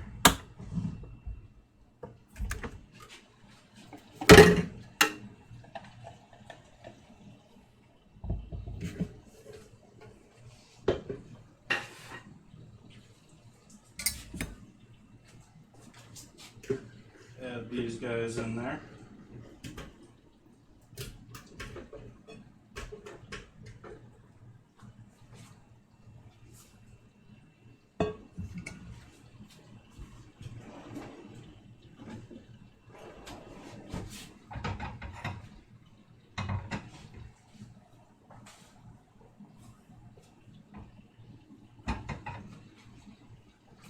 Add our curdled butter, cream, and garlic and horseradish in there.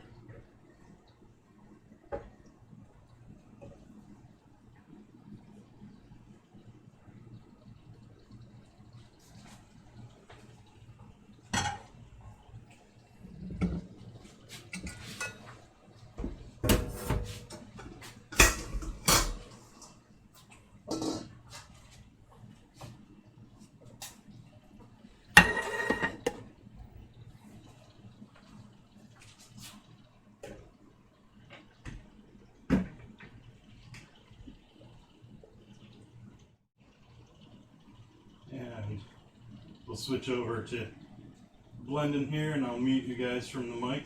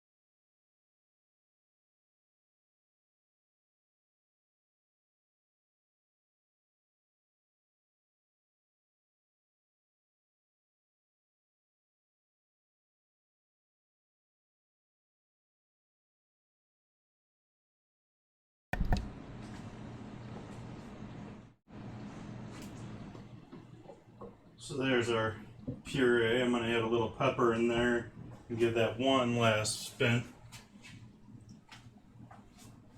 Scrape down the sides too while we're at it.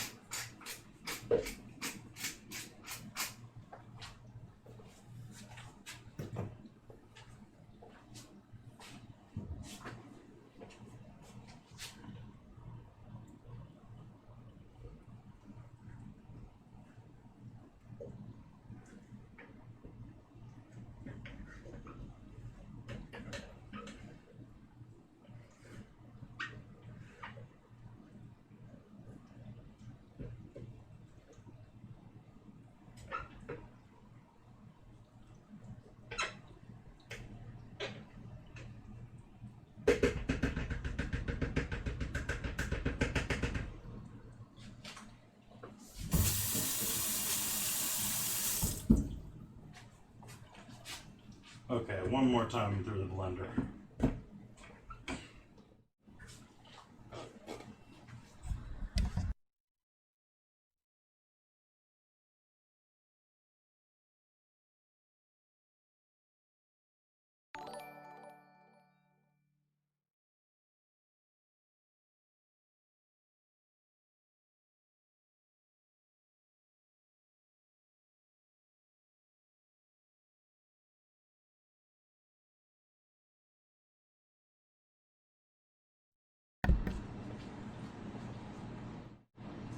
Okay, so there's our parsnip puree. I'm going to put that through a strainer just to make sure we get all the fiber strands out of it, which parsnips do have fiber strands going through them, unlike potato, but otherwise, pretty much very similar process here. Basically mashed potatoes with parsnips. Sorry for the drop in that.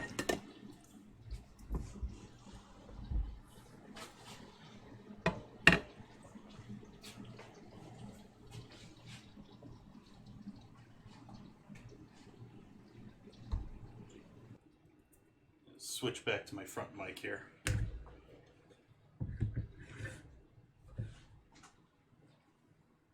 Gonna take these guys and throw these guys down with the other duck breasts in the oven.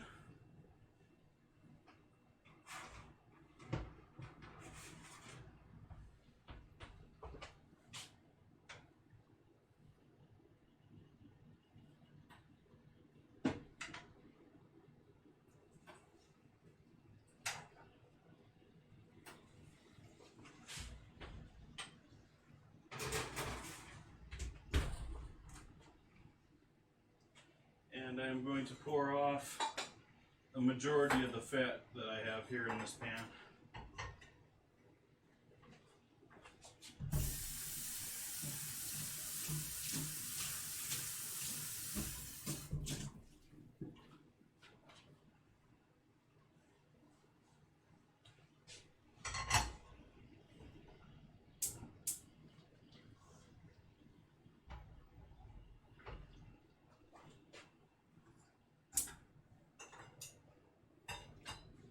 We want to leave the flavor in the pan, but we don't want to leave all this fat.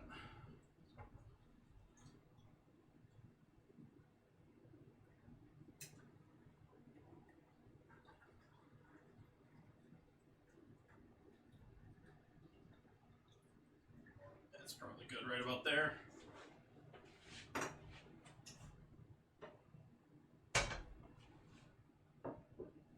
Give the side of our pan here a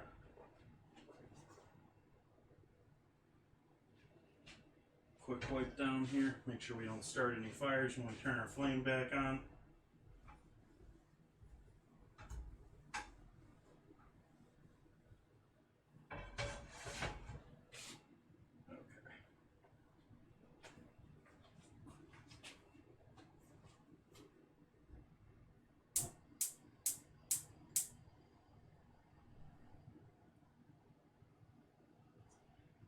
This pan's back onto the flame there. We'll add in our garlic.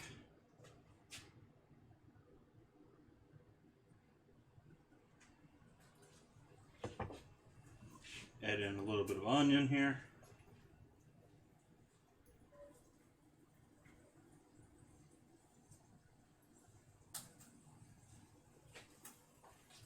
Hey, Mrs. Tags, thank you for the host. Sorry I didn't mention that. I forgot in the time it took me to unmute the speakers here.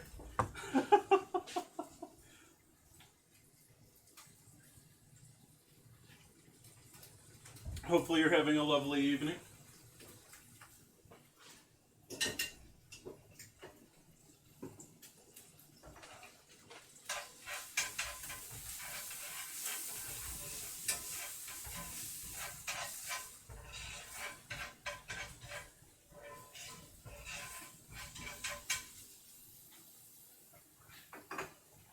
So we got to get our parsnip up out of the container here because what am I going to plate this in tonight?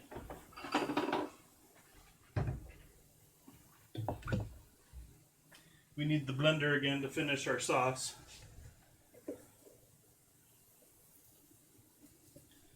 Oh, gotta strain this guy still once.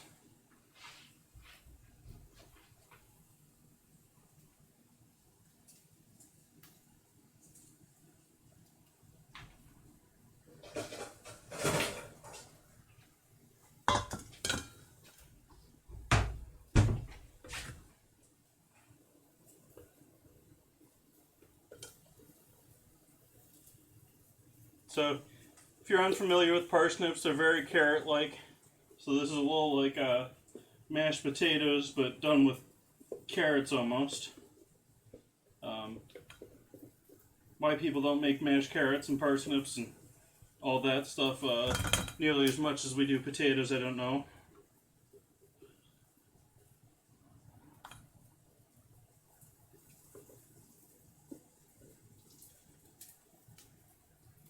Vitamix does a pretty good job of getting everything blended there, but I never quite trust it all the way.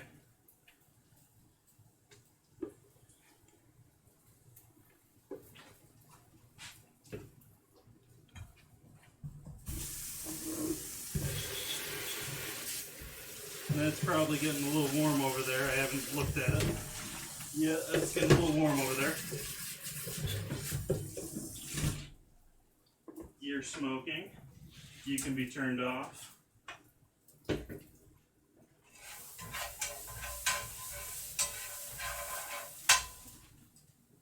We'll add, this was dried cherries that I've soaked in my Pinot Noir here since early in the stream. We'll add these in the pan now too.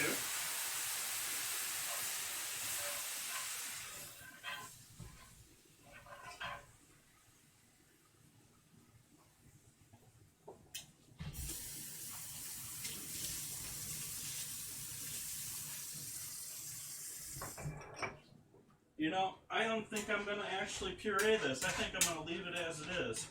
We're going to turn the heat on here. It's nice and bubbling. And I'm going to add the duck back in here. We got our duck breasts that I've previously cooked and are keeping warm here.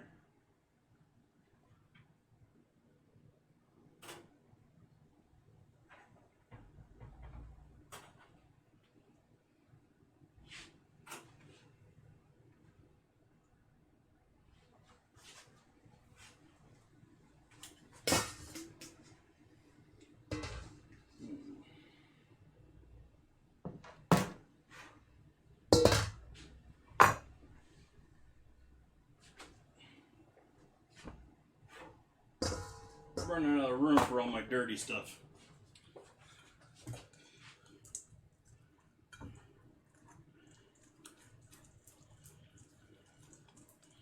See if I need to grab a ladle here or not, or if I can just get this pushed through real quick with it.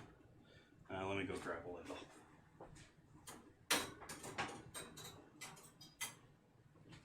Ladles are always best for pushing stuff through a strainer.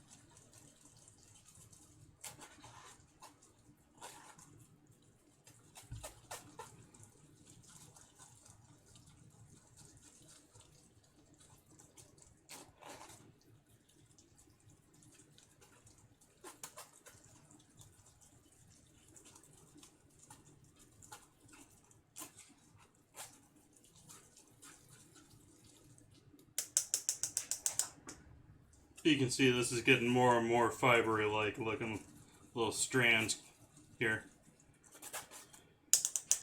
of what hasn't gone through.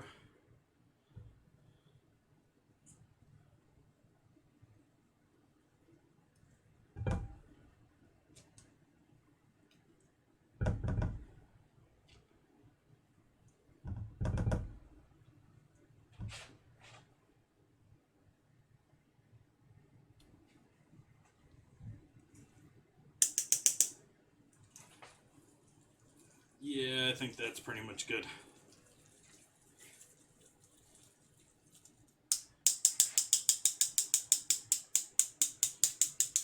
Now, if you want to hide the fiber in there for someone, this is probably a pretty good way to do that, but it's not going to be, you're still going to notice it, bitch.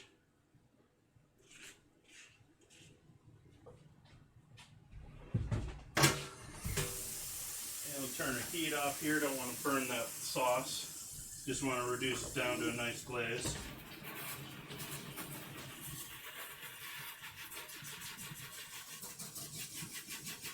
Smell the horseradish in here with the parsnip.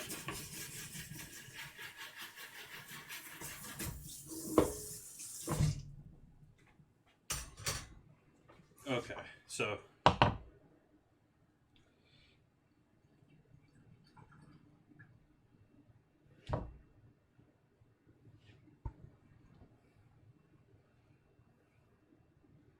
enough there for 2 servings. I'll probably end up eating all of it. And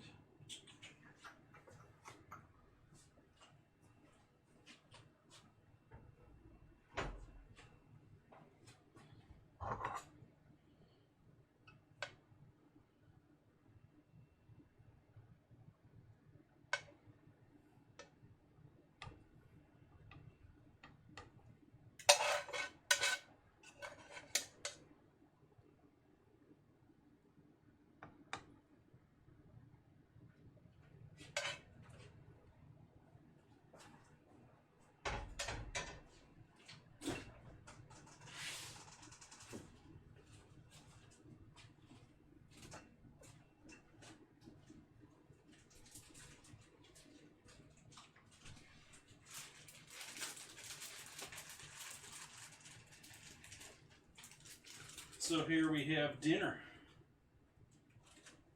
Grab ourselves a lovely little piece of rosemary there to finish out the gloriousness. Take a photo here for the Instagrams.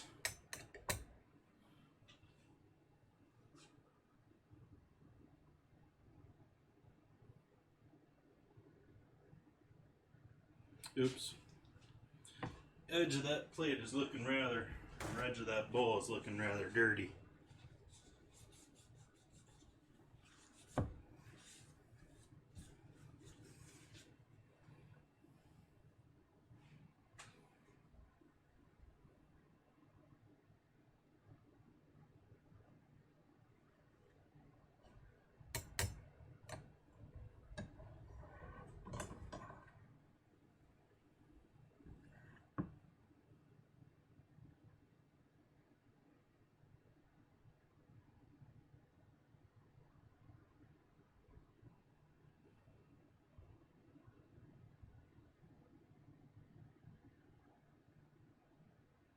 Awesome.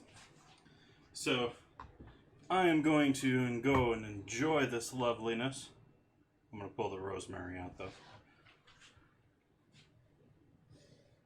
I actually am enjoying this quite a bit.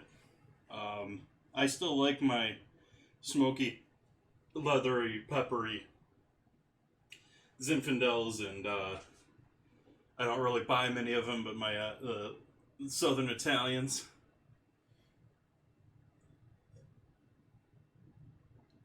Have a good one, E-Wizard. I've obviously got my dinner here pretty much set. Give you guys a much better picture of that. We got our lovely duck breast with our macerated cherries and garlic and onion, and our horseradish garlic and parsnip puree.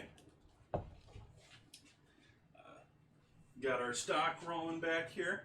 This is going to be going for many hours longer before I get go ahead and strain him. I'll probably be straining him sometime tomorrow, actually. And very happy with how the duck came out tonight, and very happy how the pan sauce came out. Give a parsnip here a taste. I know that's very elegant of me. That's tasty too. That's yum, yum, yum, yum. So I am going to go and enjoy all of this.